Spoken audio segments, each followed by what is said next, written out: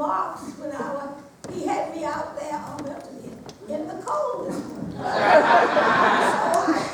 talked for a few minutes. And I had a cold for about 2 weeks. But anyway, as I said out there, you know, Dr. King wants you to do what he did. He don't want you to sit down and look and just, oh, you know, the Lord is with us. Yes, he's with us. He's been with me for 92 years. You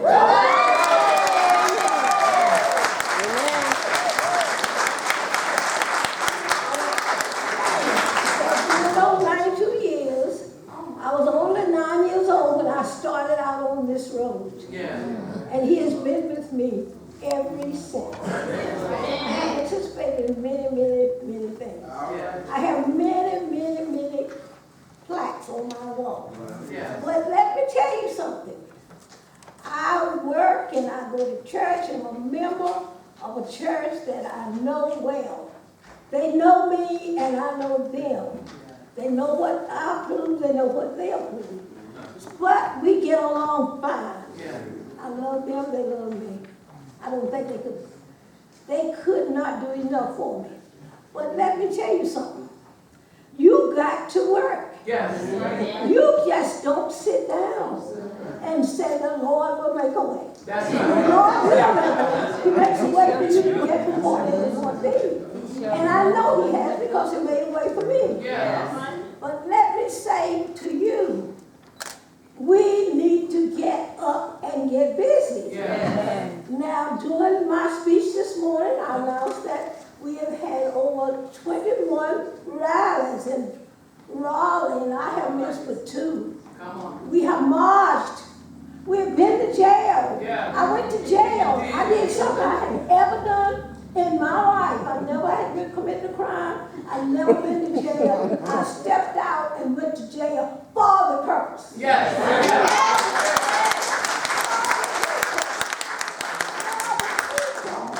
Not directly for my own family. I have a very, very small family. I feel like they make it. But let me tell you, there are so many, all races, out there that can't make it even today. Yeah, that's right. Not what the day's going to come to be, but today. Yeah. They're in trouble. They're in poverty. They're laid off. I made the number this morning. Out in the cold.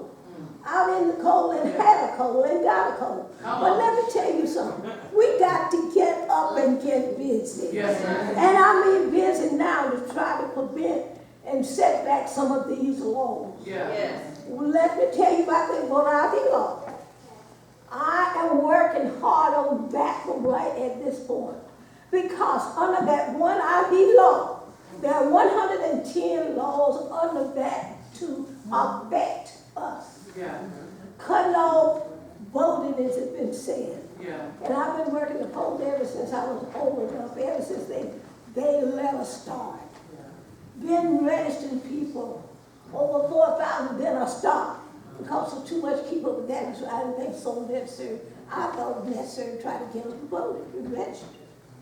But let me tell you now, today, from this day forward, I want you to take a path after Dr. King, and you can take it after Dr. Eaton, which is me. And get it out there. I would just like to see the hands that have gone to Raleigh, to anywhere, and marched, have been to jail. Come on. You look back. I mean, been to jail on this March more Monday. Come on. And I mean, you go to jail. I had 12 men walking around there, taking me to each cell, each department, each office. I wasn't in a group of 120 that went with me. I was by myself. I wanted to learn. You never get too old to learn. And let me tell you, you never get too old to forget, I guess. But anyway, you got to get out there and make a step.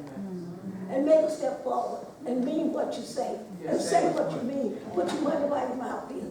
Do all those things. You should not going to take anything away from you when you go. And let me tell you, I'm going to tell you this. The governor may be looking at me. If he looks, he just looks. I don't have to lose. I'm the main plaintiff in this case against Governor McCoy. Yeah. I'm the main one. Why are you the main one? Out of all the people in North Carolina, all the people in America, all the people that's going all overseas, why they selected me or asked me. Right. And when they asked me, I just could not refuse. Come on. Because I marched with Dr. King. Yeah. I was with Dr. King. Well, I went to the anniversary when he was there. And I went this past year. Yeah. And I go, and it's only 3 of us living in America as we know of that was marched with him. But I went because I felt like it was a duty and obligation. And I believe I was born maybe for this. Yeah. All right, week before last, I was called. It was 5 of us called. In like 4 or 5 hours before leaving, my niece had passed. Well, I just knew I had to go to that funeral. Yeah. But then I thought, well, I reckon I need to work for my people. And Dr. Barber said, he said, notice around, can you go? Yes, we went. Yeah. In the cold. Yeah. It was cold in Washington. Uh-huh. But we faced the coldness. We went up there, got up at 3 o'clock, went to bed at 12, got up at 3, dressed and left home at 4. Met in Ferguson at 4, and made that trip. And we were in Washington at 7:30 or something. Had our breakfast, went to the offices of Eric Holt. We went there to lay down and let him know in his staff, which was 24 5 people. We had 3 conferences, which consist of lawyers, one to be a congressman, was in one, and we went to another conference at 12. Well, our major conference that we went for didn't come off before 4. Well, we said, we got to stay here all night long cold. It was warm inside. And we did. Yeah. And time came around so swiftly. We went in there in this office, Eric Holden's office, and we had a wonderful conference. Yeah. Dr. Lava spoke first. He called on the main plaintiffs, which was me to speak next. He called on this the 3rd plaintiff, or the 2nd plaintiff, which was my daughter on that time. Yeah. And then he's called on this Mary Perry, and then a guy from preacher from here. Yeah. We spoke our opinion.